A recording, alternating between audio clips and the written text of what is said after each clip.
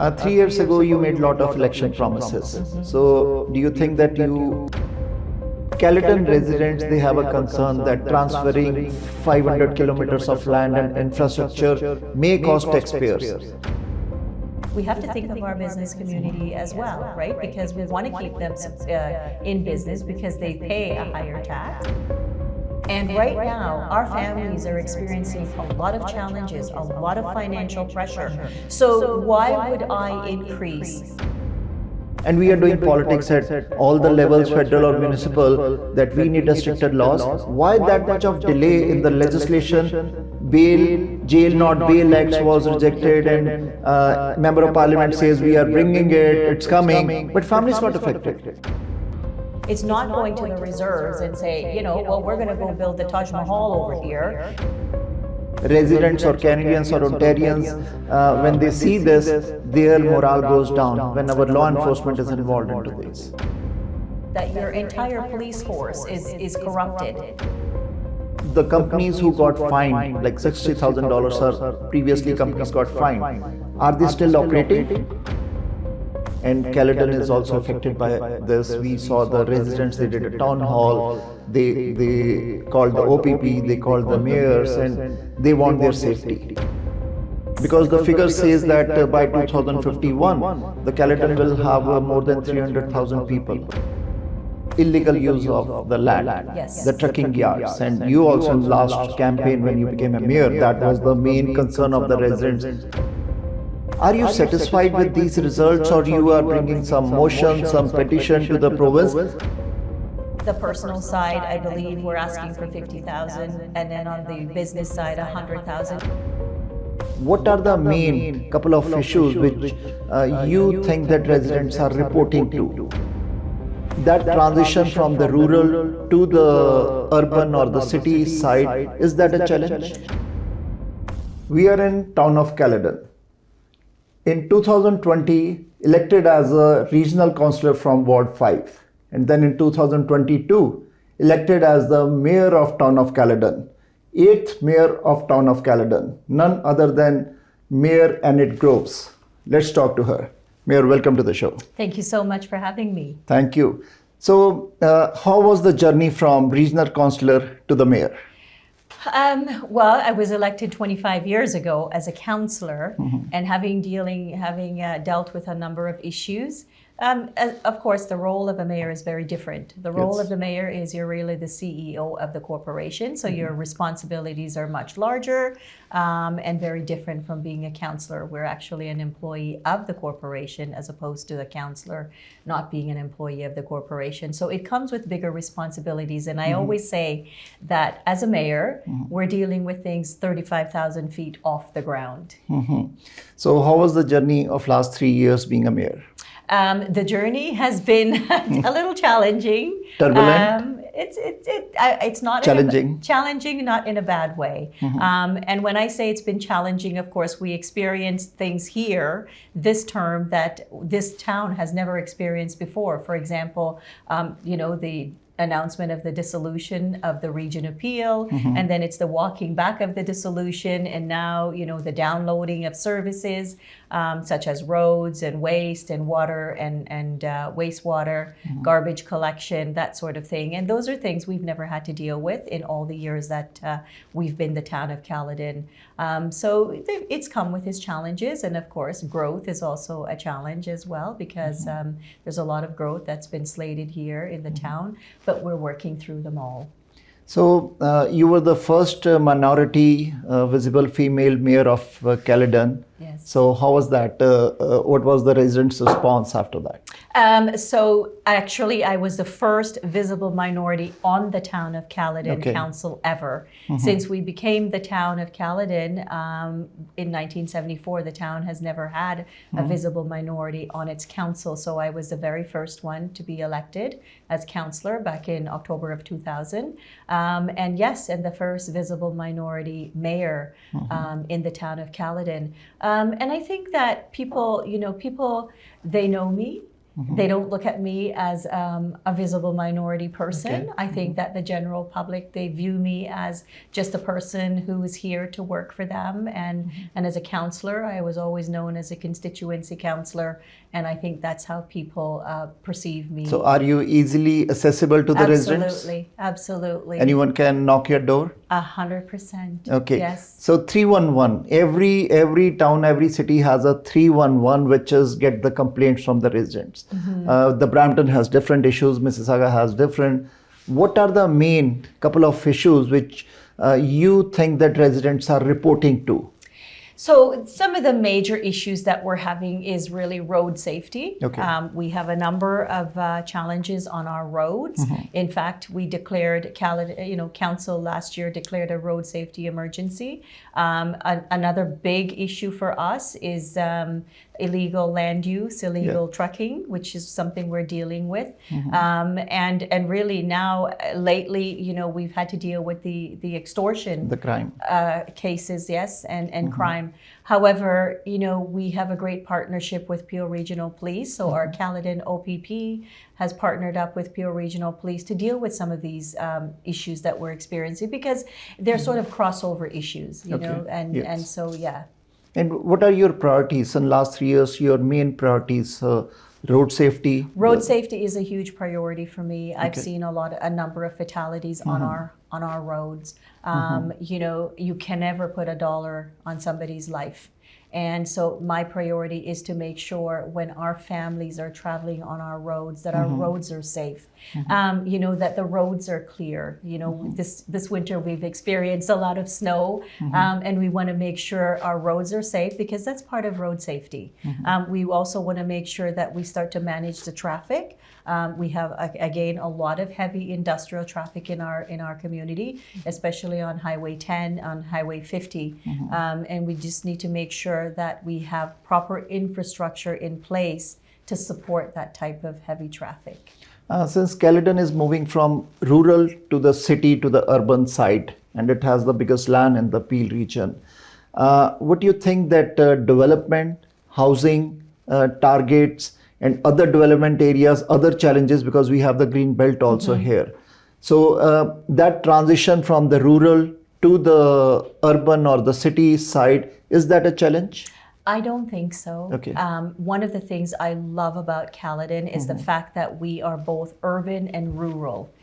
I know that in my lifetime, you will never see houses being built in our rural areas. Caledon is 688 square kilometers, so we're almost 700 square kilometers big.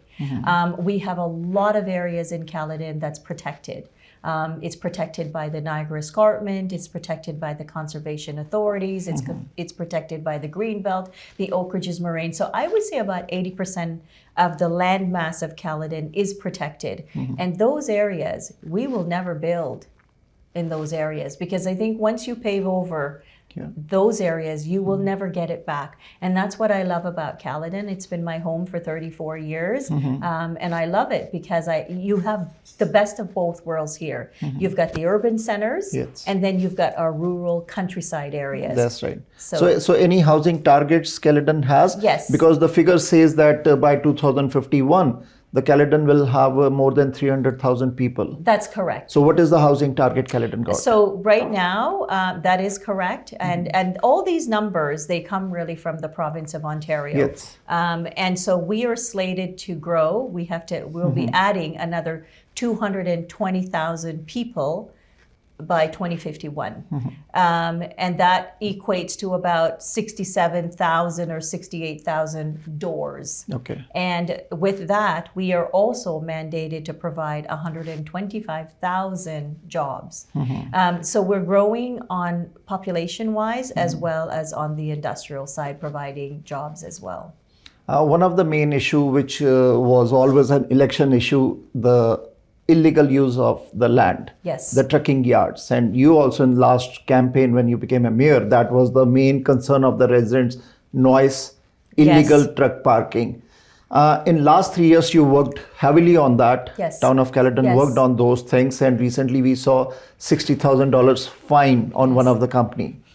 Are you satisfied with these results, or you are bringing some motion, some petition to the province? Reason is because the numbers are very high and fines rates are only 1.5 million since 2021. That's right. So it's a start.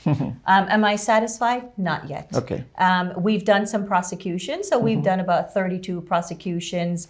And again, we've got 11 ongoing investigations. So we have these investigations ongoing. We've got some orders to comply. I think about 8 orders to comply. And then recently, as you mentioned, the fine of $60,000. Is that enough? It is not. And so I have been to the province and with the support of council and the support of the community as well, to make sure that legislation is in place to do a number of things. We made some requests to the province to be able to blockade and barricade some of these illegal operations, increase the fines so that the fines, you're not just a slap on the wrist and off you go. Because we got messages from the community, from the Caledon community, that fining $60,000 is good for the truck yards. They can pay $60,000 fine because parking the truck is the main issue. That's right. And so we've requested that the province increase the fines. How much you are expecting? You are asking so for that? on the personal side, I believe we're asking for 50,000, and then on the business side, 100,000. Is that enough? I don't think so. But one of the things that we're asking for is not just the fines, but being able to put those fines on title. Now, once you put the fines on title, then it affects their ability to get refinancing. Okay. And so, the fines might not be heavy. However, if you have it on title, it affects their ability to get refinancing, and that's where it really hits. Is province listening to you? Yes, they are. In fact, speaking with Minister Flack, Minister Flack, he is the Minister of Municipal Affairs and Housing. He is listening, and it's not just to me, but it's to a number of mayors in a number of municipalities that are experiencing the same challenges we are here with illegal land use and illegal trucking. I'm pleased to say that the minister is going to bring some legislation in the spring. Before the elections? This is the election year. Absolutely. So the House, the province returns, I believe it's March 20th or March 23rd. I'm not quite sure.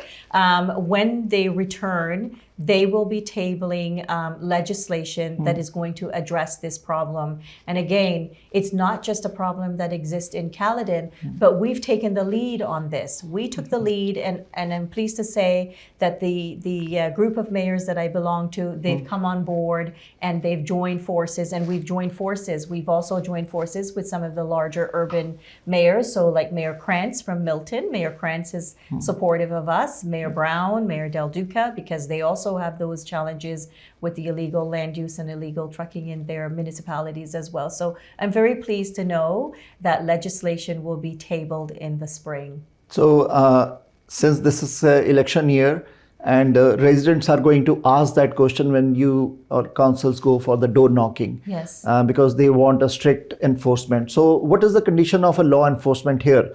Since the companies who got fined, like $60,000 or previously companies got fined, are they still operating?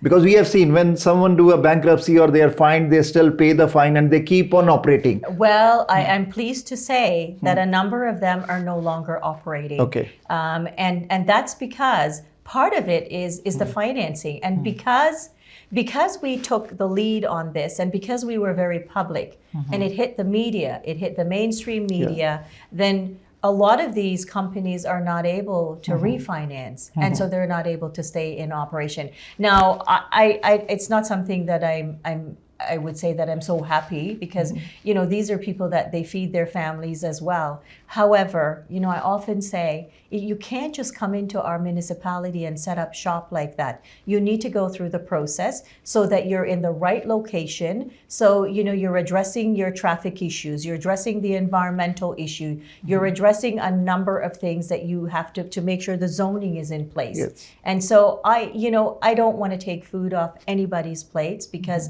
these are people that are also employing other families as well.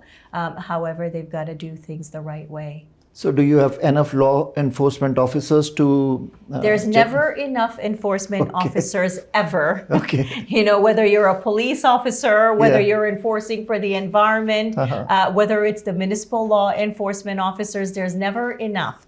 However, we make do with what we have, and I think that we are doing a pretty good job in making sure that we have these enforcement officers out there and monitoring these areas and these illegal land uses. What is the population of town of Caledon? So we're just over 80,000, hitting almost 90,000 right now. Okay. The crime rate is a serious concern across Canada, coast to coast.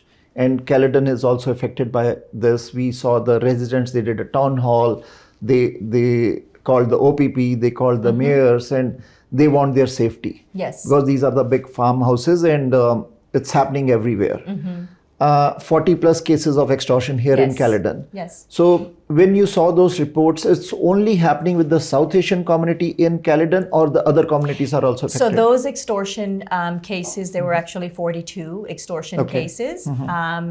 And that's specifically with the South Asian community, because it's a group, it's a terrorist group, as a matter of fact. They are a terrorist group. The what do they call the Bishnoi Bishnoi Lawrence? That what they are claiming. Yes, and so they are targeting the South Asian business community.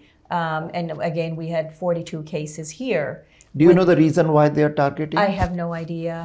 You know, I don't know why, but my job is to make sure that our residents are safe, our businesses are safe.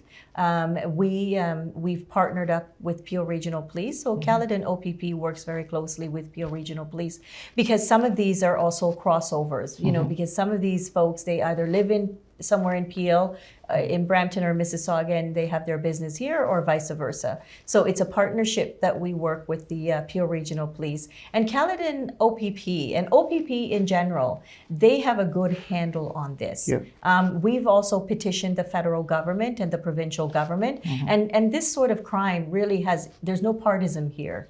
This is just, you know, all levels of government coming together to address this and to Do you find think a the solution. politics is happening on the crime issue? Because tackling crime, and this is happening since long time. Many people, families got affected. Many families moved out from here.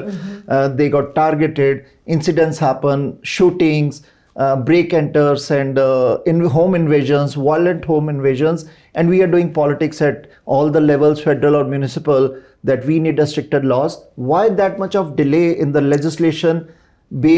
Jail not bail acts was rejected, and member of parliament says we are bringing it, it's coming, but families got affected. Being a mayor, what you and evaluate? I can't speak for the provincial or federal government, but what I can say is the summit that we had a couple of months ago, that was well attended. And that summit clearly emphasized to me that there's no partisan here. We had Minister Ananda Sangri at the summit, and we had Minister Michael Kersner there, who is the Solicitor General of Ontario. We had the RCMP there. We had myself, Brampton, Mississauga there. We had OPP, Peel Regional Police, and Canadian Border Security Agency. So we're all coming together, recognizing that, put the politics aside, there's no politics here, and that we need to come together and table legislation, whether that's the federal government or the provincial government,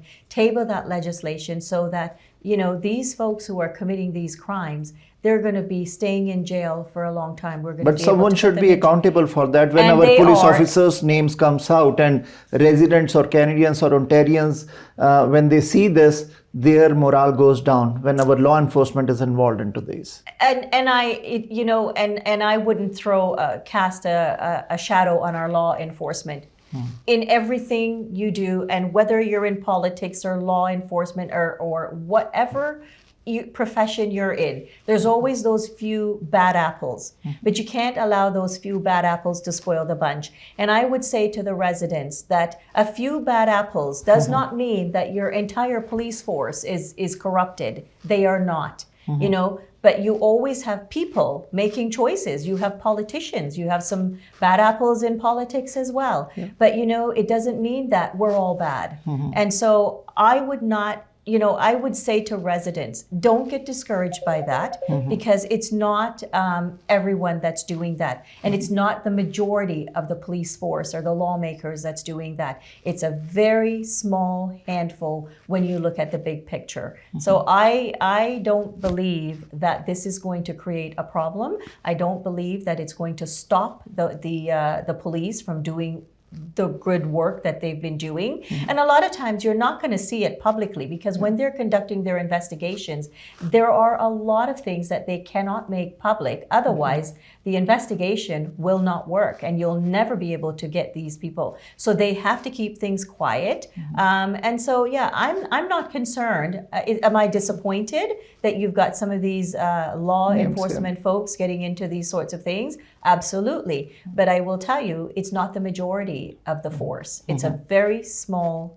handful of those officers. Let's talk about the finance now. How is the financial health of town of Caledon fiscal deficit? Because the town of Caledon had 85 million plus of reserves. And how the town is doing now with the financial health? So I would say that our reserves are still very healthy. As you know, our last tax increase was very low. It was 3.27%, roughly. And 1% of that goes for state of good repair. And the rest is on, you know, the property tax and that. And but 2.1% was using from the reserves also. Yes, but reserves are there for that reason exactly. So in times, I always say this, you need to put reserves away for those rainy days. And right now, our families are experiencing a lot of challenges, a lot of financial pressure. So why would I increase your taxes in an exorbitant amount when I've got some reserves put aside to say, when families are having trouble putting food on their table, when families are having trouble paying their utility bills, paying their mortgages, paying their rents, that's the time to draw from your reserves to help offset the tax increase. So are residents, they are approving to get from the reserves? Well, not everybody is going to agree, but I haven't had a majority of people saying you shouldn't be taking from the reserves, because the reserves are there for that reason and that reason only. It's not going to the reserves and say, you know, well, we're going to go build the Taj Mahal over here. You know, no, the reserves is to make sure that for the rainy days, when the rainy days are here, when you have families that cannot put food on their tables for their, you know, for their children, that's when you start to pull some of that reserves. But in the meantime, we're replenishing those reserves as well, because we're looking for savings in other areas so that we can replenish those reserves. And when we take money and borrow that money, we have to also pay some of that back with interest. So you justify 3.2% tax increase for this year? That's right. Otherwise, the tax increase would have been much larger. And that's something that most residents would not be able to afford. And businesses, we have to think of our business community as well, right? Because we want to keep them in business because they pay a higher tax. So we want to support them as well. But again, I don't have a problem in drawing from the reserves when people are facing financial pressures. So not only Caledon, the Canadians are struggling now with Canadians the inflation? are struggling all over. I mean, I think globally, this is a problem. This is a problem globally. Globally, might not be every country, everybody is struggling, but in Canada, we have seen that inflation, high cost of living, and in last federal elections also, the inflation or affordability was the main issue. Absolutely. And then started the crime. Absolutely. And so, you know, and again, I can't speak for the federal government and what they do. Being a resident of Canada, being a resident of Ontario or the Caledon, do you think that Canadians are struggling big time? Absolutely. And I will tell you, I know that even at the Region of Peel, we've had delegations there where the food banks, we see that the food banks are being overutilized. And, you know, and what was really an eye-opener for me is that we had people that delegated, and they were the people that were actually supplying food to the food banks, and now they've become users of those food banks. And so that tells me that there's a big problem here. There's a huge problem here. And quite frankly, I'm always of the opinion that we need to look after our own house first before we start taking care of somebody else's house. And I think that this country, we need to take care of our own house first before we start taking care of somebody else's. Because we have homeless people here. We have people that they're on the brink of So you being mean homeless. to say 23.5 billion to Ukraine? We sent that money there. Before that, I am saying that we need to look at our own house first. that Just would- when yes. you're in an airplane, and what does the flight attendant say? The flight attendant says to you, Have put your your seat mask. belt. No, but put that mask. If something happens, put the mask on yourself first before you put it on the person next to you, Yes. right? So take care of your own house first. Absolutely. If the money is available, help those other countries, but don't have your own people going without food, going without a home. Make sure that they're fed, they're clothed, and they have a home. That the exact statement we hear from the residents across the coast to coast, that serve your Canadians, Yes. help your Canadians Yes. first. If you have enough money, then you Absolutely. give to the other countries. Absolutely, because I think that every country, you are responsible for your own finance and for looking after your own residents and your own country. So 25 billion approximately to Ukraine, you don't justify that, you don't like that. I don't care where they send the money. But the challenge that I have is this. We have homeless people here. So why can't we say openly that I reject sending that money to the Ukraine? We can say that. I don't, I say, this is what I say, is keep the money here first. If you have excess money, and I don't care what country you send it to. Yes. I don't care what country we try to help, but you need to help the people here first. So in taking 25 billion and sending it to wherever, I don't care where you send it. I'm saying make sure you take care of the people here first. So with Because- that 25 billion, could we had serve Canadians better, Absolutely. healthcare, the crime issues, Absolutely. Okay. Absolutely. $25 billion is a lot of money. And when I see people struggling, when I see families going without food, when I see, crime is on the uptake. Healthcare. We're having a situation with healthcare. And when I Emergency. see that, I'm saying to myself, why are you taking our money? And Taxpayers' that's our money. hard-earned money, Yes. because we're all taxpayers here, Yes. and sending it elsewhere. And again, I'm not going to specifically say one country, but you don't send it to other countries before taking care of your own first. Okay. Caledon is doing a lot of events also. Yes. And Diwali drone show. Yes. That is a talk of the town, talk of the Peel region, that Yes. Caledon is hosting a drone Diwali show, which is unique in itself. How that idea came and what is the response? The response has been overwhelming, and the idea came because we, as you know, we took the lead as well in putting a ban on fireworks, because we've had a number of complaints over the years, and so we decided that we need to now figure out a way around this and to think outside of the box. And having the drone show with all the lights for Diwali, I thought was just very creative. I'm not going to take the credit for that. All that credit goes to our staff. And we have some great people here on staff that they think outside the box, and they have done some great things for the community. And so all the credit really goes to our staff. 3 years ago, you made a lot of election promises. So do you think that you tick box those works which you have done, or still some are pending? Because since this will be election year, and you think that these works may take time, and that will be in the next term when you get. Yeah, and I think most of those commitments, I would call them commitments that I made to the community. I think that we're working towards those commitments. And What yes, were those couple of top commitments you made to the yes, residents? and those commitments, I think that we've satisfied and we're fulfilling. And one of the things that I said about growth, and growth is one of those that I said, growth is something that we're going to manage. We're not going to have growth getting out of control here. Are we mandated to grow? Absolutely. Do we have to take the growth? Absolutely.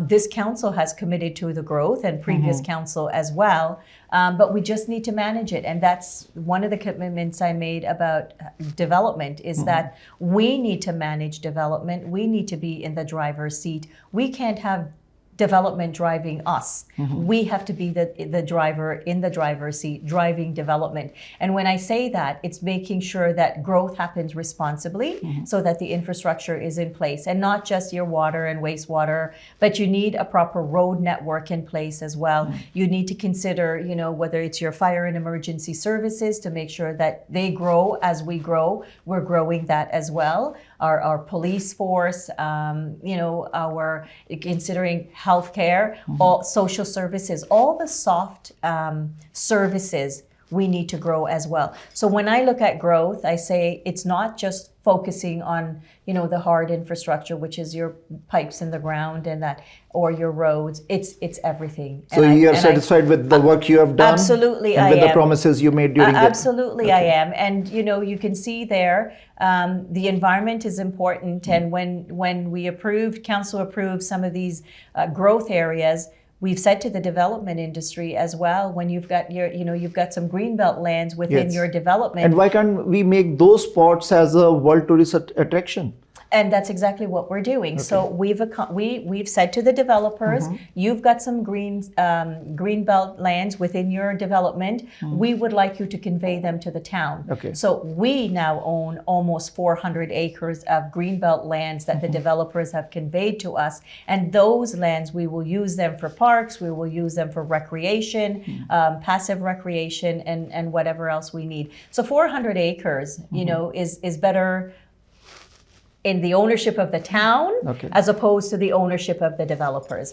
And one of the things that we've done with the developers is also to take a different approach, to say growth needs to be a very collaborative approach, where we're working in partnership with the development industry, the province of Ontario, the region of Peel, and the federal government, to make sure funding is there from different levels so that we can pay for growth. So do we have enough funding in the Caledon from the minister? There's never enough funding. There's never enough funding. But I will say this, we're doing a pretty good job in managing development. So far, it hasn't cost us. And the goal is to make sure it doesn't cost us. The goal is to make sure that we do it responsibly. Downloading regional services. Caledon residents, they have a concern that transferring 500 kilometers of land and infrastructure may cost taxpayers.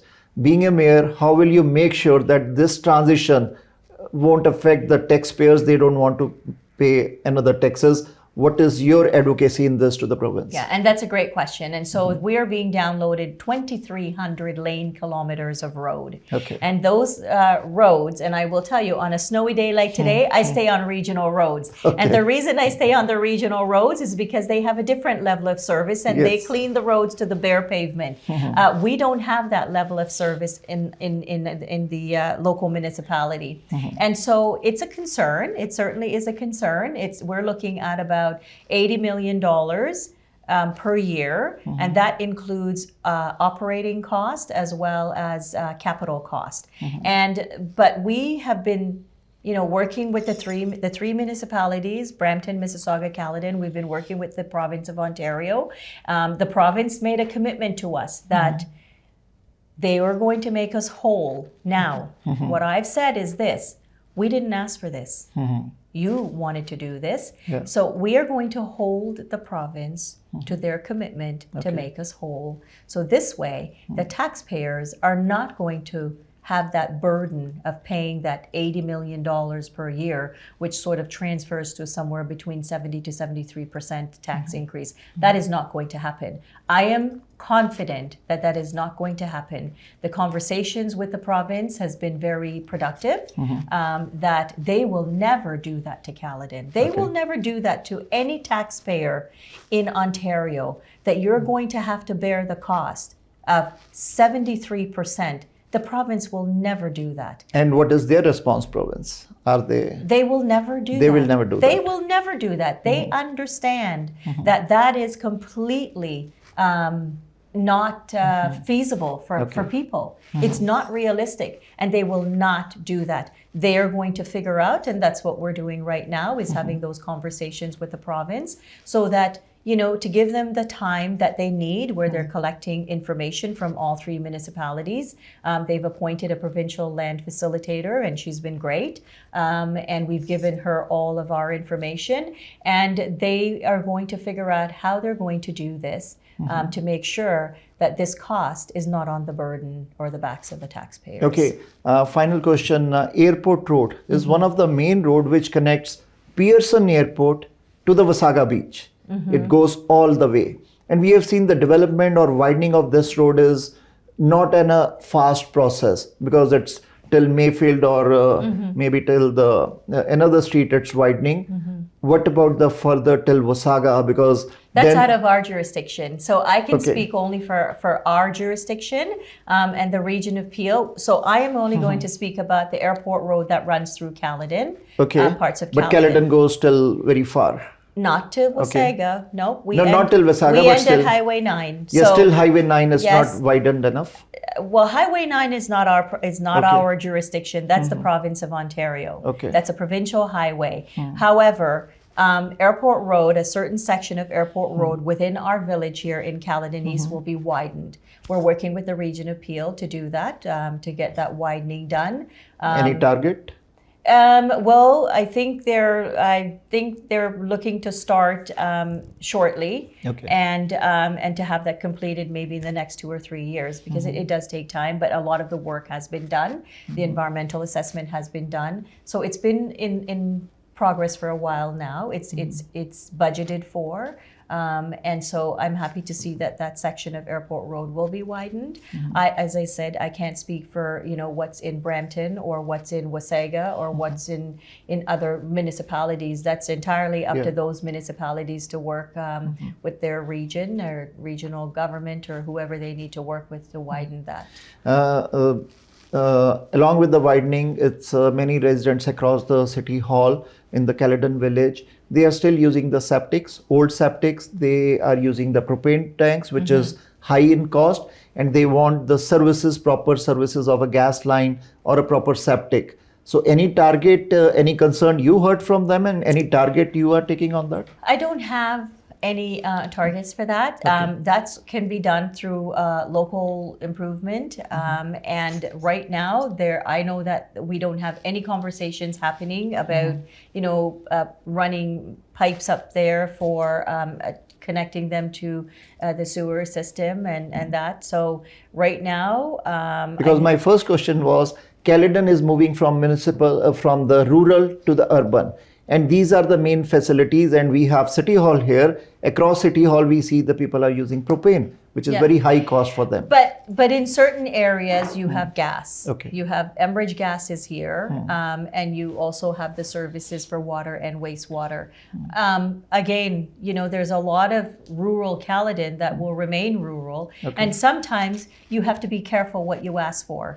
Because if you start running those services into our rural areas, you're going to have growth sprawling into those areas. You know, if you keep them on the septic and on propane and that, you're limiting the ability to grow in those areas. So we need to be careful what we ask for and what, you know, and what you wish for, because you bring it in there, you see growth is going to start sprawling into those areas. And we just talked about the fact that we've got 80% of Caledon that's protected, and we want to keep it that way. So bringing in that urban infrastructure, I don't think we need to do that. And I can say that the folks who live in those rural areas, they are fine with their septics. They are fine with their propane. They understand why they moved out there. They wanted that quality of life. They do not want the hustle and bustle of the urban centers there. Okay. Mayor, what is your final message to the residents of town of Caledon? So my final message to the residents is to just, reassure them that we are here working on their behalf, on whatever matters we have here, what concerns they have. And we are engaging with our federal and provincial partners if it's not something that's within our control. Aggregate is a huge issue within our community that we face. And we're working tirelessly. We've got a great team here. We've got a great team of staff here that understands the direction of Caledon and what the residents of Caledon, where they want to see us go and what direction they want to see us take. And that, yes, we are listening to them, that, we will make sure that that's the direction Caledon continues to move. And that, the quality of life that people have come to love here for so many years, that we are going to make sure that quality of life still exists here. Thank you very much, and we wish you all the best for the success for coming years. Thank you so much. Thank you for having me. Thank you. Yes.